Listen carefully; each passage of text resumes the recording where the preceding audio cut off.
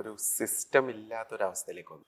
നമ്മുടെ ഭക്ഷണ രീതിയിൽ വരുന്ന ഒരു വ്യത്യാസം, ഈ ഫുഡ് നമ്മൾ കഴിക്കുകയാണെങ്കിൽ തന്നെ ശരിക്കും നല്ലൊരു ഹെൽത്തി നമ്മുടെ food habits, life style and immunity ഇവ മൂലം ഉണ്ടാകുന്ന ഹെൽത്ത് ഇഷ്യൂസിനെ കുറിച്ചും അവയ്ക്കെതിരെയുള്ള നാച്ചുറൽ റെമഡീസിനെ പറ്റിയും നമ്മളോട് സംസാരിക്കാൻ നമ്മുടെ കൂടെ ഇന്ന് ഡോക്ടർ സതീഷ് നമ്പ്യാർ.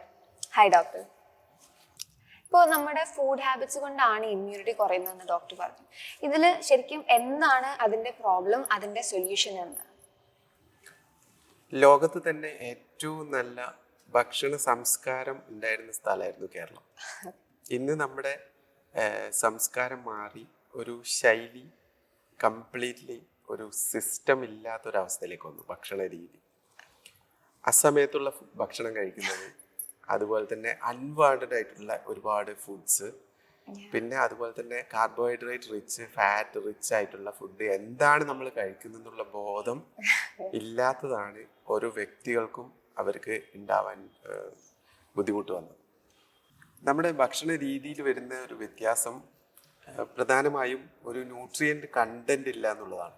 നമ്മളെ ഭക്ഷണത്തിൽ ന്യൂട്രീഷൻ ഇമ്പോർട്ടൻസ് കൊടുത്ത് ടൈംലി ഫുഡ് നമ്മൾ കഴിക്കുകയാണെങ്കിൽ തന്നെ ശരിക്കും നല്ലൊരു ഹെൽത്തി ലൈഫ് സ്റ്റൈലിലേക്ക് നമുക്ക് മാറ്റാൻ പറ്റും.